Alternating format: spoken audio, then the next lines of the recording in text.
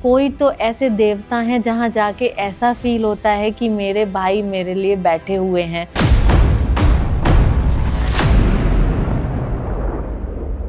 अर्जी कैसे लगाई जाती है? जब भी आप खाटू श्याम बाबा के दर्शन करने जाने वाले हो उससे पहले एक खाटू श्याम जी को एक हारे का सहारा भी कहा गया है, तो हारे का कौन सहारा हो सकता है? किसी भी कष्ट से हार के एक बार खाटू श्याम जी के दर पे पहुंच जाता है, वो अपने हर कष्ट को हराने की ताकत वो उसको दे देते हैं। तो मैम, आप जब एकादशी में गई थी, एक और वहाँ पे मेला लगता है 11 ऐसा कहते हैं कि 11 को बाबा की जो मंदिर की प्राण प्रतिष्ठा हुई थी, उस दिन बाबा का जन्म दिवस मनाया जाता है, इसलिए 11 का बहुत महत्व है। और पूरे साल की 11 पे आप कभी भी चले जाओ। आपने श्याम बाबा के दरबार पे कोई भी आपने टोपी वाला वहाँ पे देखा? आज तक कभी भी नहीं मिलेगा आपको। क्यों?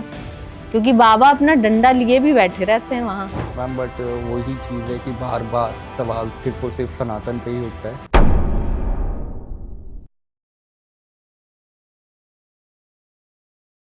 नमस्कार दोस्तों, आज हम बात करने वाले हैं एक ऐसे भगवान के बारे में जिन्हें हारे का सहारा भी कहा गया है, खाटू श्याम जी। उनकी भक्ति, उनके चमत्कार और उनकी कहानियों के बारे में आज हम सुनेंगे आचार्य सोनल तिवारी जी से। सोनल जी, आपका बहुत बहुत स्वागत है। जय श्री श्याम। मैं भी खाटू श्याम जी का बहुत बड़ा भक्त हूँ और मैम से मेरे को बात करने का मौका मिला आज, तो हम खाटू श्याम जी के बारे में ही बात करेंगे आज। जय श्री श्याम मैम। जय श्री श्याम। मैं जो भी हूँ आज, मैंने सोचा नहीं था आज तक कभी यहाँ तक पहुँचूँगी। और श्याम बाबा की जो कृपा है वो केवल आपको तब मिलती है जब आप अपने आंसू, अपना एटीट्यूड सब कुछ समर्पित करके उनके चरणों में चले जाते हैं। क्या बात है। जब बाबा श्याम के यहाँ जाके मैं देखती हूँ कि लोग लाखों की भीड़ में आ रहे हैं, अपनी अर्जी लगा रहे हैं, तो कितना अच्छा लगता है देख के कि इतना श्रद्धा भाव। आज कलयुग में कोई तो ऐसे देवता हैं जहाँ जाके ऐसा फील होता है कि मेरे भाई मेरे लिए बैठे हुए हैं, वो सब संभाल लेंगे। क्या बात कही मैम। तो मैम, एक चीज़ और पूछना चाहूँगा, अर्जी कैसे लगाई जाती है? जब भी आप खाटू श्याम बाबा के दर्शन करने जाने वाले हो उससे पहले एक लाल कपड़ा लीजिए, चौकोर, उस पे एक नारियल, एक मोरपंख, अपनी एक पेपर की, प्लेन पेपर की स्लिप पे ब्लू कलर के पेन से आपकी जो भी इच्छा है आप वो लिखो। और पेन को जब आप लेके आओ नया, तो चला के नहीं देखना, बिना चलाए देखना है। अच्छा। लिखना है, नया यूज करना है। उस पर थोड़ा सा मिश्री और 5 रुपए का जो सिक्का होता है वो रखते हैं। वैसे तो 1.25 रुपया रखते हैं, जो 1.25 करोड़ से ज़्यादा का काम करता है, लेकिन अभी 1.25 रुपया नहीं चलता, तो आप वो सिक्का यूज़ करो। उसको मौली से बांधो, अपनी इच्छा प्रकट करो, और आप जब जा रहे हो तो श्याम बाबा के वहाँ पे कहीं पे भी वो बांध के आ जाओ, हाथ जोड़ के, कि बाबा मेरी ये इच्छा है, आप इसको देख लीजिए। जब आपका नंबर आएगा तो वो इच्छा ऐसे पूरी होगी कि आप घर बैठे हैं और लोग रातों रात फेमस होते देखा है आपने? हाँ। बहुत लोग हैं यूट्यूब और इंस्टा पे जो रातों रात फेमस हुए हैं। Right ma'am. बस ऐसी ही कृपा किसी दिन बरसेगी और आप जब सुबह उठोगे तो कुछ अलग ही दुनिया होगी। क्या बात तो श्याम बाबा तब देते हैं जब सही समय आता है। जय श्री श्याम। जय श्री राम। तो मैम, खाटू धाम का नाम कैसे पड़ा और इसकी पुरानी कहानियाँ क्या है? देखिए, जो हमने अपने बड़ों से सीखा है और सुना है वो कथा मैं आपको बताती हूँ, जो हम काफ़ी पहले से सुनते आ रहे हैं जी। जो हमारे खाटू श्याम जी हैं, इनका नाम था बर्बरीक। तो ये इन्होंने जब जन्म लिया, 12 वर्ष की आयु ग्रहण की, तो इन्होंने तपस्या की महादेव की और माँ काली की। उस तपस्या से खुश होकर महादेव ने इनको 3 बाण दिए। वो 3 बाणों की ऐसी मायावी शक्ति थी कि महादेव ने कहा कि इसको तुम्हें इस्तेमाल करने की भी ज़रूरत नहीं पड़ेगी, एक बाण ही तुम चलाओगे और तुम्हारा सारा काम हो जाएगा, तीनों की भी ज़रूरत नहीं पड़ेगी। उन 3 बाण को लेके मन में बचपन से एक जज्बा था कि मेरे को युद्ध में जाना है, योद्धा बनना है, जबकि बहुत छोटे थे जी। 14 वर्ष की आयु हुई तो युद्ध की तब तक घोषणा महाभारत के युद्ध की हो चुकी थी। तो निकले युद्ध के लिए। माँ ने मना भी किया, माँ ने कहा भी तुम बालक हो, 14 वर्ष की आयु है, कहाँ जा रहे हो। तो उन्होंने बर्बरीक ने कहा कि माँ मुझे मत रोकिए, मेरे को बचपन से ही था योद्धा बनना है, मैं क्षत्रिय हूँ, तो मैं जाऊंगा जरूर, आप बस आशीर्वाद दीजिए। तो माँ अचंभित हो गई कि इतना छोटा बालक है, जा रहा है, ऑब्वियसली माँ है तो चिंता तो होगी। तो माँ ने कहा ठीक है बेटा तुम जाओ, लेकिन एक वचन दे के जाओ कि जो भी हार रहा होगा तुम उसका सहारा बनोगे। अच्छा। क्योंकि माँ को ये चिंता सता रही थी कि पांडव हार जाएंगे, क्योंकि उनको अपने पुत्र की शक्ति का अंदाजा था। तो जब बर्बरीक निकले तो वही दिमाग में था कि माँ ने वचन दिया है कि मैं हारे का सहारा बनूंगा। जैसे ही घर से निकले थे, घोड़े की टाप और उनकी हुंकार इतनी तेज थी कि आधे रास्ते पहुंच पाए थे, और जिस कक्ष में बैठ के भगवान श्री कृष्ण अर्जुन बातें कर रहे थे वहां पे हलचल मच गई। अच्छा। तो अर्जुन ने कहा माधव देखिए कौन आ रहा है। तो श्री कृष्ण भगवान तो हमारे माधव तो छलिया है, वो अपने रूप में गए नहीं। उन्होंने कहा कि पहले देखा जाए कि कौन आ रहा है, जिसके आने से ही अभी से हलचल मच गई, भी तो वो आ भी नहीं पाए। तो उन्होंने ब्राह्मण का वेश धारण किया और वो निकले। तो जब वो वहां पहुंचे तो बोले कि बर्बरीक कहाँ जा रहे हो। तो बर्बरीक बोले ब्राह्मण महाराज, मेरे को पता लगा है महाभारत के युद्ध की घोषणा हो गई है, तो मैं युद्ध के लिए लड़ने जा रहा हूँ। तो ब्राह्मण महाराज बोले कि वहाँ इतने बड़े बड़े योद्धा हैं, तुम्हारे अंदर ऐसी कौन सी शक्ति है जो तुम इतने कॉन्फिडेंस के साथ जा रहे हो। तो बर्बरीक ने कहा कि मेरे पास 3 बाण हैं। तो ब्राह्मण महाराज बोले मैं नहीं मानता, मुझे प्रूफ करके दिखाओ, मुझे साबित करके दिखाओ। तो बर्बरीक बोले ठीक है जैसा आप कहें, आप बताइए मैं कैसे साबित करूं। तो ब्राह्मण महाराज बोले कि ये 3 पीपल के वृक्ष हैं, इन तीनों वृक्ष में हर पत्ते में तुम छेद कर दोगे तो मैं मान लूंगा कि तुम अपनी मायावी शक्ति रखते हो, या तुमने जो भी बाण महादेव से प्राप्त किए उनमें इतनी शक्तियां हैं। तो बर्बरीक ने आंखें बंद की, उनको प्रणाम किया बाणों को, और एक बाण निकाला अपनी तरकश से और पहले पीपल के वृक्ष पे चलाया।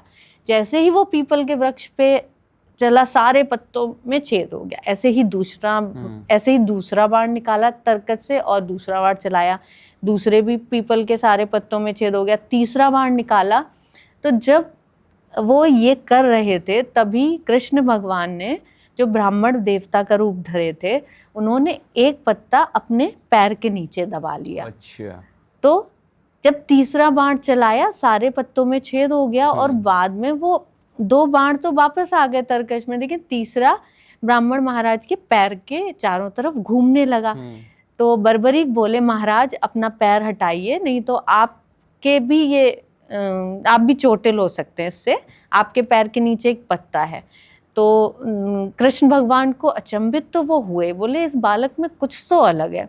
अब वो ये सोच में पड़ गए कि ये अगर इतनी शक्ति रखता है तो ये युद्ध में जाके तो कुछ भी कर सकता है। बिल्कुल।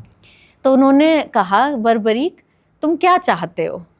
तो बर्बरीक बोले कि महाराज मैं बस युद्ध लड़ना चाहता हूँ, क्या आपको मेरे चेहरे से वो तेज नहीं दिख रहा, या अभी भी आप को विश्वास नहीं हुआ कि मैं ये कर सकता हूँ। तो ब्राह्मण महाराज बोले नहीं मुझे विश्वास तो हो गया है, लेकिन तुम वहां जाके क्या करोगे, क्या सोच के जा रहे हो। तो बर्बरीक ने बताया कि मेरी माँ को मैं वचन दे के आया हूँ कि जो हारेगा मैं उसका सहारा बनूंगा। अच्छा। अब कृष्ण भगवान ब्राह्मण वेश में ये सोचने लगे कि पांडव हारेंगे तो ये कौरवों के साथ हो जाएगा, कौरव हारेंगे तो पांडवों के साथ हो जाएगा। तो ब्राह्मण महाराज बोले कि तुम दोनों पक्ष में जो हारेगा तुम उस तरफ हो जाओगे, तो युद्ध का निर्णय कैसे होगा। तो बर्बरीक बोले कि तो फिर आप मार्गदर्शन करें कि मैं क्या करूं। अच्छा। तो ब्राह्मण महाराज बोले कि कलयुग जब बढ़ेगा तो उसको पतन के लिए एक शीश की आवश्यकता होगी, या तो वो दादा अर्जुन दे सकते हैं, या फिर वो कृष्ण भगवान दे सकते हैं, या फिर वो तुम दे सकते हो। तो बर्बरीक बोले कि ना वो शीश दादा अर्जुन देंगे ना कृष्ण भगवान देंगे, वो शीश मैं दूंगा।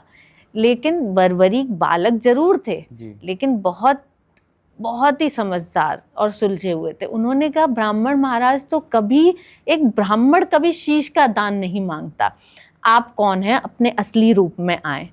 तो ब्राह्मण महाराज जो थे हमारे भगवान श्री कृष्ण, माधव अपने असली रूप में आए। तो जैसे ही वो अपने असली रूप में आए, बर्बरीक ने उनसे कुछ भी सवाल जवाब नहीं किया, अपनी तलवार निकाली और अपना शीश काट दिया। तो नॉर्मल सी बात है, जब कोई चीज़ कटेगी तो वो नीचे गिर जाएगी, तो जी। शीश उनके चरणों में गिर गया। अब उधर ये बात माँ तक पहुंची जो मौरवी जी थी। जी तो माँ तो एकदम से सकपका गई कि ये क्या हो गया। वो भागी भागी आई और बहुत रोना, और उनको मतलब समझ ही नहीं आ रहा था मैं करूं क्या। तो उन्होंने कृष्ण भगवान से कहा कि आपने मेरे छोटे से पुत्र के साथ ऐसा क्यों किया। तो कृष्ण भगवान बोले कि अब जो भी हुआ है, अब आप क्या चाहती हैं वो बताइए। तो माँ बोली कि इसको अमृत पान कराओ, मैं इससे बात करना चाहती हूँ। तो कृष्ण भगवान ने उनको अमृत पान कराया।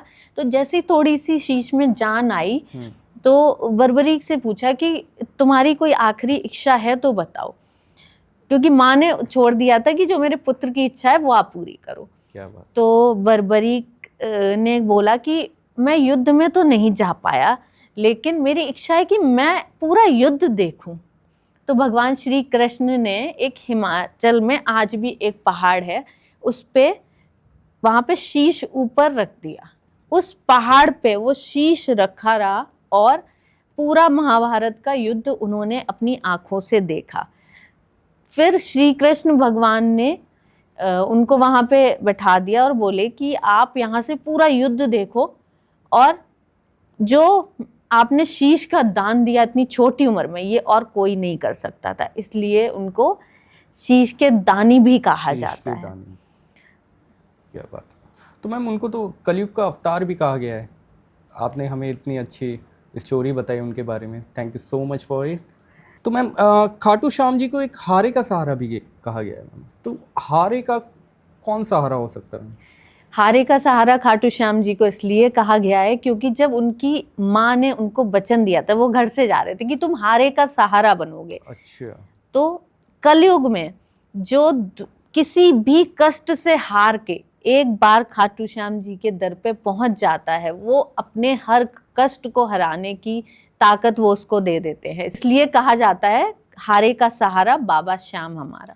तो मैम जैसे कि आपने मेरे को पहले बताया अभी, उनका नाम बर्बरीक था, बिल्कुल, लेकिन आज के टाइम में उनका नाम श्याम बाबा, खाटू श्याम, ये सब कुछ है। तो ये श्याम नाम कहाँ से आया मैम? जैसा कि मैंने अभी आपको बताया कि एक चोटी पे उनका सर रख दिया था भगवान श्री कृष्ण ने कि आप यहाँ से पूरा युद्ध देखो। तो जब पूरा युद्ध हो रहा था, उसके बाद में श्री कृष्ण भगवान ने कहा, उनसे खुश होके कहा, क्योंकि एक बालक से आप एक बार बोल रहे हो, उन्हें रूप भी पता है कि आप ब्राह्मण देवता नहीं हो, समझ गए थे वो। उसके बाद भी शीश का दान करना, इतनी छोटी उम्र में आप युद्ध के लिए कोई जा रहा है और उसका बिल्कुल ही काया पलट हो गया।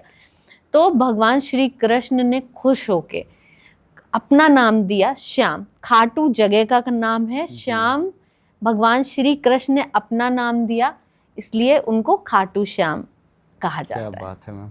मैम एक चीज़ और देखिए, मैं अभी हाल फिलहाल में गया था खाटू श्याम, लोग वहाँ पे आते हैं रोते हुए और जाते हैं मुस्कुराते हुए, या कई लोगों को कहता हुआ सुना है मैंने, यार आज तो हम पब्लिक ट्रांसपोर्ट से आ रहे हैं, कल हम अपनी गाड़ियों से भी आएंगे, आज हम रेंट पे रहते हैं, कल हम अपने मकान में भी रहेंगे। तो ये क्या एक लोगों का कॉन्सेप्ट बन गया है, या उनकी पॉजिटिव वाइब्स है, या उनका इतना विश्वास हो गया है? क्योंकि इस कलयुग में मैम अगर कोई बेटा अपने बाप से कुछ मांगता है ना, और बाप अगर मना कर देता है, तो बेटा वापस जाता नहीं है उसके पास। ये है सारा श्रद्धा, जो भक्तों की श्रद्धा है। पहले आप देखो, एक पर्टिकुलर कम्युनिटी थी, केवल वो खाटू श्याम जी को मानती थी।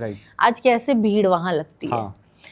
जब लोगों ने जाना शुरू किया धीरे धीरे, 1 से 4, 4 से 5, 5 से 6, तो उनकी श्रद्धा बढ़ती गई। जो गया उसने जो मांगा बाबा के दरबार में वो मिला। और मैं तो यहाँ अपने सारे दर्शकों से ये कहना चाहूंगी, जब भी आप जाओ तो जो आपको मांगना है जरूर मांगो, लेकिन बिना मांगे भी आओगे ना तो बाबा वो देंगे जिसके आप काबिल हो। अच्छा, बिल्कुल, क्या बात है। आपको पता ही नहीं होती कभी कभी हमारी काबिलियत कितनी है। Right ma'am. तो श्याम बाबा, और कभी कभी ऐसा भी होता है आप एक बार जाओगे, 2 बार जाओगे, ऐसा नहीं है कि पहली बार जाने से ही मिल जाता है। बहुत लोग एक बार जाने के बाद जाते भी नहीं है। पर जिनकी श्रद्धा है, बार बार आप जाओगे, बार बार जाओगे। अभी का मैं किस्सा बताती हूँ। अभी मुझे 15-20 दिन हुए गए हुए। Right, ma'am. मैं वहां पे गई और उस दिन एकादशी थी। और अचानक से शाम को प्लान बन गया। एक दिन हम पहले पहुंचे, दूसरे दिन सुबह दर्शन। एकादशी को वहां बहुत ज्यादा भीड़ होती है। तो 3rd लाइन पे लग पाए। अब लाइन में इसलिए लगे क्योंकि पिछली बार जब मैं वीआईपी दर्शन को चली गई तो सुबह 4 बजे के टाइम मुझे बाबा धुंधले दिखे, साफ नहीं दिखे। फिर मैं नॉर्मल लाइन से लग के गई, तब दर्शन हुए। क्या बात है। तो ये बाबा की माया है। अब वीआईपी कल्चर वहां नहीं चलता।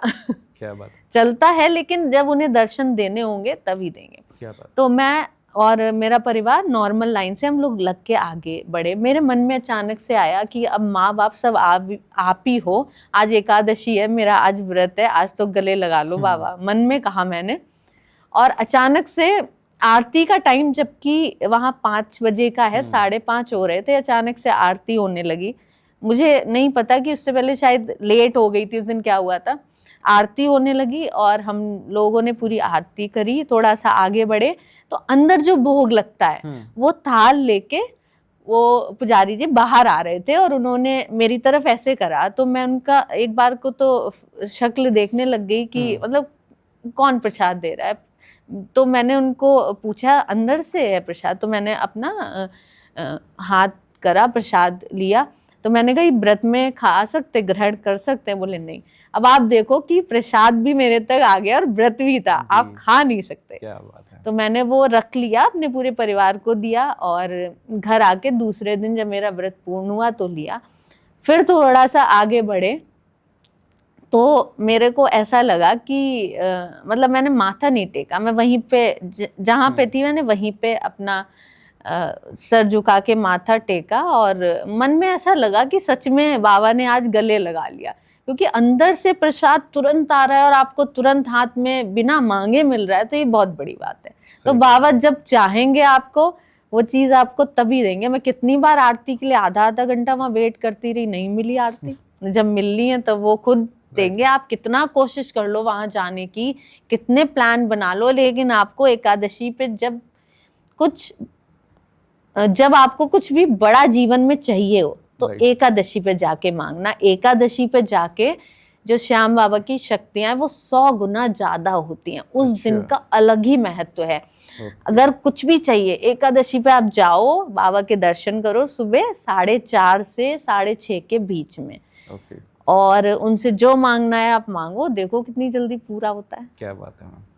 तो मैम आप जब एकादशी में गई थी, एक और वहाँ पे मेला लगता है 11।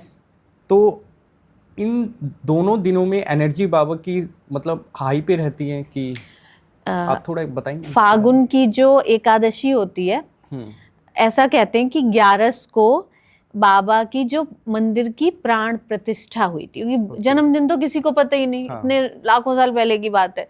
तो जिस दिन प्राण प्रतिष्ठा हुई थी उस दिन बाबा का जन्म दिवस मनाया जाता है, इसलिए 11 का बहुत महत्व है। और पूरे साल की 11 पे आप कभी भी चले जाओ, हमेशा उसका उतना ही महत्व है। लेकिन जो फागुन की 11 आती है, एकादशी 11, उसका अलग ही महत्व है। तो उस पे आप जाके हमेशा एक निशान, एक लाल गुलाब और चूरमा और साथ में इत्र, ये 4 चीजें जरूर चढ़ानी चाहिए। तो मैम आपने जब निशान की बात ही कर ली है, तो निशान चुना कैसे जाए? क्या कलर देख के या उसकी हाइट देख के, और कैसे पूजा कैसे हुई मैम?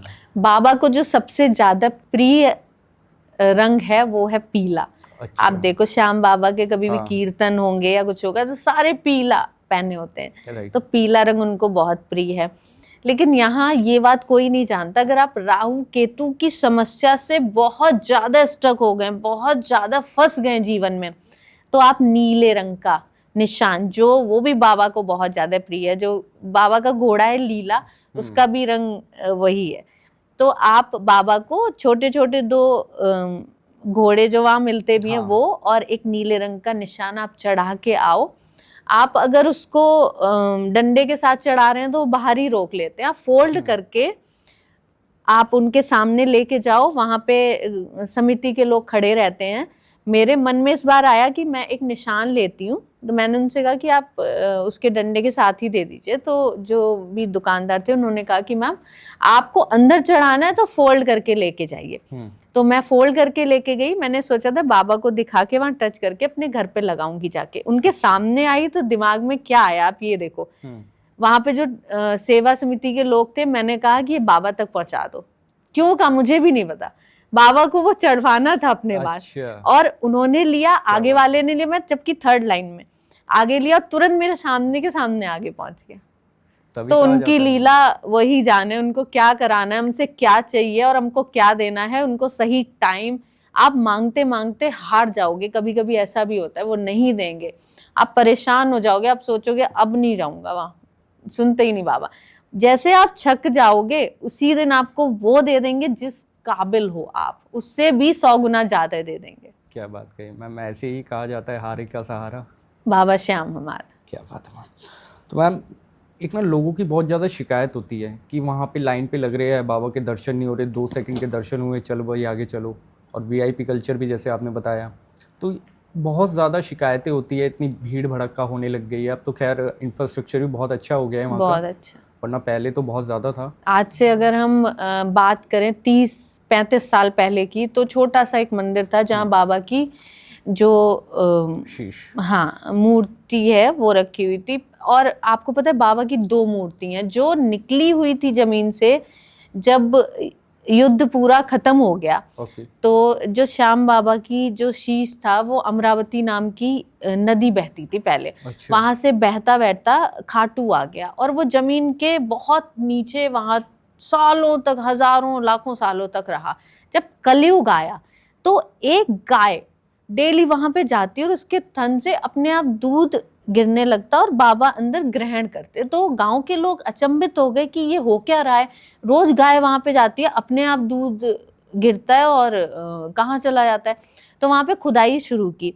तो ऐसा बड़े बुजुर्ग बताते हैं कि जब खुदाई हो रही थी तो आवाज आई कि धीरे धीरे खोदो। तो लोगों को डर भी लगा, तो बोले कि डरो मत, धीरे धीरे खोदो। तो जब खुदाई में बाबा श्याम की प्रतिमा निकली तो उसको स्थापित किया गया, लेकिन बाद में वो इतनी पुरानी थी कि खंडित हो गई। बाबा की 2 प्रतिमाएं पीछे रखी हुई है जिनकी डेली आरती होती है, पर वो खंडित है, तो दर्शन के लिए नई प्रतिमा है। आप अगर तीसरी लाइन में जा रहे हो तो वहां पे देखना, एक आप बिल्कुल सामने बाबा के आओगे, उससे थोड़ा सा पहले आंखें बंद करना तो आपको एक वाइब्रेशन फील होगी। पहले जो पुरानी प्रतिमा है वो उसी जगह पे रखी हुई थी, फिर थोड़ा जगह कम थी इसलिए उनको स्थापित थोड़ा सा पीछे बनाया गया मंदिर। लेकिन आरती आज भी होती है। जो हमारे पुराने लोग हैं, जो मैं कहूँगी बहुत किस्मत वाले, उन्होंने पुरानी प्रतिमा के भी दर्शन करे। क्या बात कही मैम। तो गाइज अगर आप भी खाटू श्याम जी से प्यार करते हैं तो कमेंट में लिखिए जय श्री श्याम। मैम एक चीज़ और है, लोग बहुत बोलते हैं यार खाटू वाला संभाल लेगा अपने आप, क्या आपके साथ हुआ है कभी ऐसा? हाँ बिल्कुल। आप शेयर करेंगे मैम वो किस्सा क्या था? गिराने के लिए पूरा जोर लगाया गिराने वाले ने, लेकिन खरोंच भी ना आने दी बाबा खाटू वाले ने। क्या बात है। तो जो खाटू श्याम जी हैं इनसे मेरा परिचय हुआ, तो जो लोग इनको बहुत ज़्यादा मानते हैं उनसे पहले मेरा परिचय हुआ। धीरे धीरे भजन कीर्तन और जो मंडली है उससे जुड़ती गई। फिर अचानक से एक दिन सोचे तो कई साल से बैठे थे कि खाटू जाना है, खाटू जाना है, पर बाबा श्याम जो हैं वो पहले कहते हैं कि मेरे पे दिल से विश्वास करो, जो मांगोगे पहले वो भी दे दूंगा, बिना आए दे दूंगा, लेकिन तुम्हें अंदाजा होना चाहिए मेरी शक्तियों का। क्या बात। तो पहले बाबा ने मेरे अंदर विश्वास जगाया। एक जहाँ पे मेरा मंदिर है वहाँ पे एक ऐसा मिरर लगा हुआ है। तो जब मैं पूजा कर रही थी तो मैंने उस मिरर को साफ किया और कुछ इंटेंशन नहीं थी, तो ऐसे ही कभी कभी मन में आता है ना कि ये भगवान की तरफ घुमा देते हैं कि भगवान भी अपना चेहरा देख लेंगे। तो उस पे मुझे ऐसा प्रतीत हुआ कि उनकी छवि बनी हुई है। जैसे कोई हाथ से लाइंस मिरर पे बना देता है तो लाइंस पता लगती हैं। प्रॉपर जो खाटू श्याम बाबा की वहां पे प्रतिमा है बिल्कुल वही बनी हुई थी। तो मुझे लगा कि मेरा वहम है, तो मैंने परिवारीजनों को भी दिखाया कि क्या ये मेरा वहम है कि आप देखो। तो उन लोगों को भी दिखी। फिर मैंने शाम तक उसको टच भी नहीं किया, मैं बार बार देखूं। शाम तक वो प्रतिमा बनी रही, लेकिन मैंने सोचा कि कुछ और भी जो सदस्य हैं घर के उनको भी दिखा देती हूँ। लेकिन शाम होने से 1 घंटे पहले वो अचानक से छवि गायब हो गई। मैंने वीडियो बनाने की कोशिश की, लेकिन वीडियो में साफ तरीके से बिल्कुल भी ऐसा नहीं लग रहा था जैसा दिख रहा था। वो प्रतिमा जैसी दिख रही थी। उस दिन तो बहुत ही अचंभा हुआ मुझे, अजीब सा सर भारीपन लग रहा था। और ऐसी चीजें होती रही उसके बाद, पर कहते हैं ना ये चीजें बताने से हवा की तरह उड़ जाती हैं, तो ज्यादा नहीं बतानी चाहिए। फिर मैंने एक दिन भोग लगाया तो मुझे ऐसा प्रतीत हुआ कि किसी ने थोड़ा सा भोग ग्रहण किया हो, कुछ निशान सा था। कह सकते हैं वहम भी हो सकता है, लेकिन अपनी श्रद्धा भी हो सकती है। ऐसे थोड़े थोड़े कुछ होते रहे चमत्कार। एक दिन मुझे ऐसा प्रतीत हुआ कि मुझे किसी बहुत ज़रूरी काम के लिए सुबह 4 बजे उठना था, मैं नहीं उठ पाई। तो कभी आलस कर जाते ना हम लोग, तो मुझे ऐसा प्रतीत हुआ कि किसी ने बहुत तेज़ आवाज़ लगाई। तो मैं बाहर उठ के आई, तो मैंने अपने मम्मी बैठी हुई थी बाहर, मैंने सो रही थी 4 बजे, उनसे पूछा आपने मुझे आवाज़ दी क्या? बोली नहीं। मैंने कहा पापा जैसी आवाज़ लगी थी, किसकी? किसी मेल की हो? बोली नहीं, पापा तो सो रहे हैं। तो मैं बिल्कुल ऐसे अचंभित होकर सोफे पे ऐसे बैठी रही 10 मिनट, को समझ ही नहीं आ रहा था। मैंने घड़ी देखी कि मैं उठी नहीं, मुझे 4 बजे उठना था, अपना काम करना था। तो बाबा डंडा लेके भी खड़े रहते कई बार कि सुधर जाओ बेटा, नहीं तो और कभी कभी आपका साथ भी देते हैं कि काम डिले हो रहा है तो तुम्हारा, लेकिन आपको बाबा को पूरे दिल से समर्पित खुद को करना पड़ेगा। आप सीना चौड़ा करके अगर आप बन गए और अपना सीना चौड़ा करके घूम रहे हो तो वो बाबा को पसंद नहीं है। जितने आप देखोगे श्याम प्रेमी, श्याम बाबा के भक्त हैं, एक आध होते हैं जिनमें एटीट्यूड आ जाएगा, सब बहुत आपको डाउन टू अर्थ मिलेंगे। क्योंकि उनको अपने श्याम बाबा की दी हुई बलिदान भी पता है और खुद को भी उन्हें पता है कि कैसे श्याम बाबा ने उनको मेहनत से आगे पहुंचाया। बिना मेहनत के तो कुछ नहीं करता। श्याम बाबा भी वही करते हैं कि बेटा मेहनत करते जाओ, मैं उस दिन तुम्हें इतना दूंगा जितना तुमने सोचा भी नहीं होगा। क्या बात है मैम, कि कर्म करते जाओ, फल की चिंता मत करो। फल की चिंता मत करो। क्या बात है। तो मैम आपने जब श्याम प्रेमियों का नाम ही ले दिया है, तो मैम कई लोग आते हैं कि हम खाटू से निशान लेके जा रहे हैं। अब अगर वो महीने में 3 बार जा रहे हैं तो तीनों बार निशान लेके जा रहे हैं। लेकिन मैम कुछ होते हैं जैसे बुजुर्ग होते हैं या जो नहीं चल सकते इतना, क्योंकि बहुत ज़्यादा चलना पड़ता है, मेरे ख्याल से 18 किलोमीटर का चलना पड़ता है। तो मैम उनकी भक्ति में और उनकी भक्ति में कुछ फ़र्क आता है क्या? नहीं, जो बुजुर्ग हैं उनको आप अपनी जो भी गाड़ी है या कुछ उससे ले जाओ, आप उनको वहीं पे दर्शन मंदिर में ही करा दो। श्याम बाबा आपको ये नहीं कहते कि खुद को कष्ट दो। जिसमें है ताकत शरीर में, आप इतने बलशाली हो कि आप जा सकते हो तो आप पैदल जाओ। अब जिनके छोटे बच्चे वो नहीं जा सकते तो आप गाड़ी से जाओ, पर अपने मन में लोभ लालच सब त्याग के जाओ। बट मैम मैंने देखा है कई बार लोग निशान लेके जा रहे होते हैं, बीच में सिगरेट पी रहे हैं या गुटखा खा रहे हैं या कुछ ऐसे काम कर रहे हैं जो कि नहीं करने चाहिए। ये नहीं करने चाहिए, बिल्कुल नहीं करने चाहिए। इससे अच्छा है कि आप ना जाओ। जब जाओ तो आप 1-2 दिन को ये सब चीज़ें ना ग्रहण करो। अपनी हाथ भी, हम लोग अगर पानी भी पिया है तो हाथ को ऐसे धो के उसके बाद ही बाबा की आरती या कुछ करते हैं। पानी भी पीने के बाद हाथों को झूठा माना जाता है। और मैंने देखा है कि 4 परिवारी जन हैं तो चारों अलग अलग निशान ले लेते हैं। आपको एक निशान उठाना है, एक को ही बार बार आप सब में ट्रांसफर करते रहो। बहुत आपने कम्युनिटी ध्यान, कभी आप जाओ तो ध्यान देना कि 15-15 लोग एक निशान लेके जाते हैं, बड़ा निशान। एक है, बड़ा निशान है और सब उसको ही बारी बारी से पकड़ते हैं।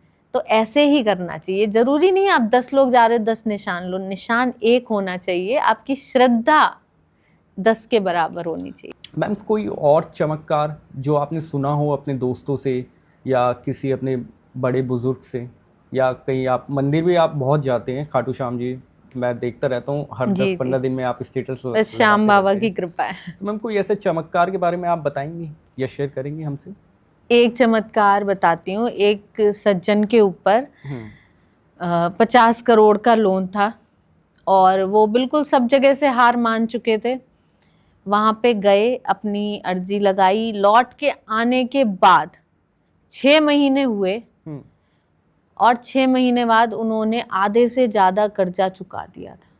क्या बात। ऐसा चमत्कार सुन के तो मतलब मेरे भी आंखों में कई बार आंसू आ जाते। एक छोटा सा बच्चा था जिसके हार्ट में छेद था, काफ़ी बड़ा छेद था। उसके माँ बाप रेगुलर खाटू आते थे और 1 साल के अंदर उसका पूरा जो हार्ट का होल था वो पूरी तरह से भर गया था। ऐसे ऐसे चमत्कार सुन के भी मतलब रोंगटे खड़े हो जाते हैं कि ऐसा भी क्या हो सकता है। क्या बात कही। एक बच्चा, मैंने ये कहीं रील में देखा था कि एक बच्चा 3री मंजिल से गिर गया था और जब वो उठा तो उसने माँ पापा या फिर दर्द हो रहा कुछ नहीं कहा, सबसे पहले बोला श्याम, और उसको खरोच तक नहीं आई। क्या बात कही। तो ये होती है श्याम बाबा के चमत्कार। आप वो आज भी कलयुग में कृष्ण भगवान ने उनको अमरता का वरदान इसलिए दिया है कि जिसका भाग्य मैं खराब लिख दूंगा, लेकिन अगर वो तुम्हारे दर पे आ गया तो जो हमारे बाबा श्याम है वो इतनी शक्ति है उनके पास कि वो उसकी कुंडली, उसका भाग्य बदलने की भी शक्ति रखते हैं। क्या बात कही मैम। कई लोगों के घरों में ना मंदिरों में खाटू श्याम जी होते हैं, लड्डू गोपाल जी होते हैं, तो मैम क्या जो हम भोग लड्डू गोपाल को लगाते हैं वो सेम ही हम खाटू श्याम जी को लगा सकते हैं? वह सबसे अच्छा वैसे भोग जो लगता है खाटू श्याम बाबा को वो लगता है चूरमा। उसमें हम तुलसी दल जरूर डालते हैं। और अगर कोई भी व्यक्ति है जो चूरमा नहीं बना पाता है, नहीं आता है बहुत लोगों को बना के, और घर में आपने श्याम बाबा स्थापित कर रखे हैं, तो सुबह कच्चा दूध सबके घर में आता है। कोई ऐसा परिवार नहीं होता जहाँ कच्चा दूध ना आए। आप 1 गिलास कच्चा दूध श्याम बाबा को अर्पित करो तुलसी दल डाल के।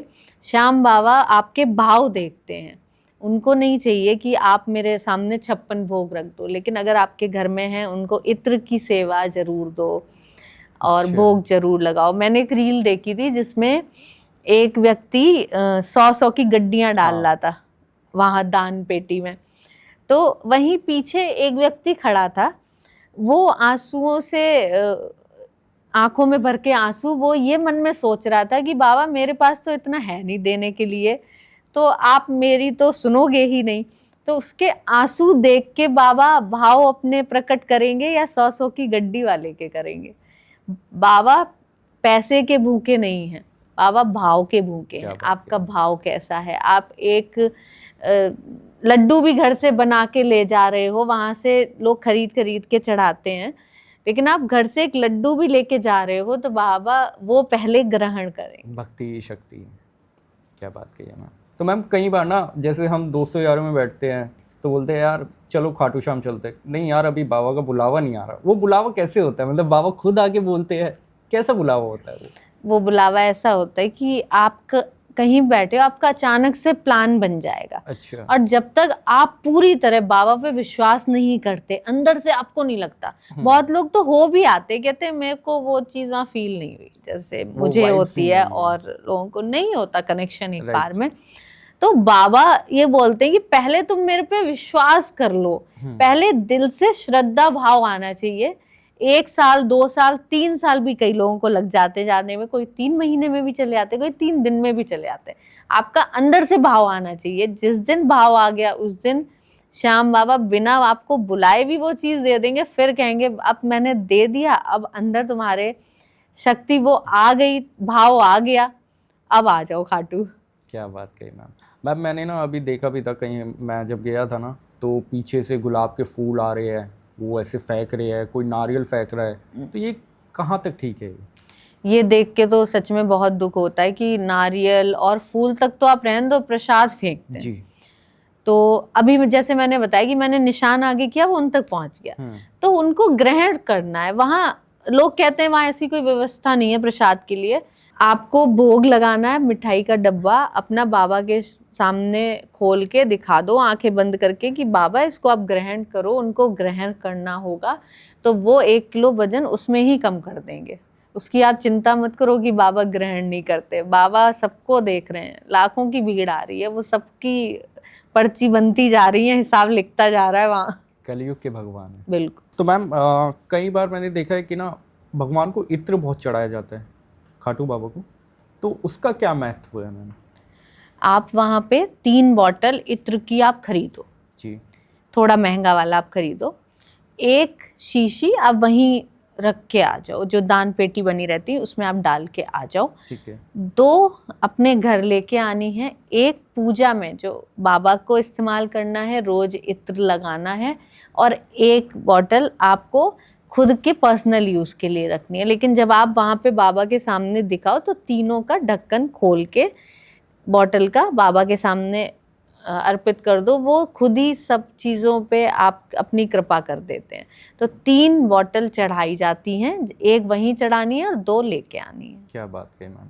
तो मैम ये जो 2 बॉटल हम लेके आएंगे, इसको कहाँ रखें? मतलब एक यूज़ करें या मंदिर में? 1 यूज़ करो आप, 1 मंदिर में रखो, 1 बाबा यूज़ करेंगे डेली। और फिर हमारी अगर विश पूरी होती है, जो मंदिर में रखा है वो हम बाबा को नहीं, वो आपको श्याम बाबा के ही लिए इस्तेमाल करनी है। जब खत्म हो जाए, जब आप दूसरी बार जाओ तो फिर से ले आओ। अच्छा मैम, एक चीज़ और, जैसे कि आपने अभी बताया कि आप एकादशी को गए थे, तो वहाँ पे जैसे बर्थडे तो हम नहीं बोलेंगे, बर्थडे का ना आजकल बहुत हो गया है कि बाबा के नाम का केक काट रहे हैं या कुछ ऐसे, तो ये आपके अकॉर्डिंगली ठीक है? मेरे ख्याल से तो मिश्री और समथिंग लाइक इनका बहुत लगाता है। जो मेरा क्या सोचना है कि अगर आपको केक भी चढ़ाना है, वो किस तरह से वो लोग केक बना रहे हैं, आप घर में खोए का केक बनाओ, खोए का, ड्राई फ्रूट्स डालो, जितना अच्छे से अच्छा बना सकते हो। केक का स्वरूप आपको देना है, आप अपने हाथों से बनाओगे, चूरमे का केक बना लो, ऊपर से डेकोरेट कर दो ड्राई फ्रूट से, तो बाबा बहुत खुशी से अर्पित करेंगे। और आपकी जितनी श्रद्धा है आप उतना करो। लोग कहते हैं कि शिवलिंग पे हम दूध चढ़ाते हैं, बर्बादी करते हैं। हम दूध चढ़ा रहे हैं, हमारे पास अगर 1000 रुपए हैं, हम 500 का दूध चढ़ा रहे हैं, 500 की जाके किसी को हम गरीब को दान कर देंगे, तो इसमें लोगों के पेट में दर्द क्यों होता है? हमारा भक्ति भाव है, हम अपने भगवान के लिए कितना भी करें, ये हमारी पर्सनल चॉइस है। लोग ज्ञान देने आ जाते हैं कि आप दूध बर्बाद कर रहे हो। हम भाई 500 का भगवान पे चढ़ा रहे हैं, तो 500 का हम किसी भी जानवर को या किसको भी दान भी तो कर रहे हैं। तो ये हमारी पर्सनल चॉइस है, तो हम तो चढ़ाएंगे, ये इसमें हमें सुकून मिलता है, श्रद्धा भाव है ये हमारा। राइट मैम, बट वही चीज़ है कि बार बार सवाल सिर्फ और सिर्फ सनातन पे ही उठता है तो इसीलिए। आपने श्याम बाबा के दरबार पे कोई भी आपने टोपी वाला वहाँ पे देखा आज तक? नहीं, कभी भी नहीं मिलेगा आपको। क्यों?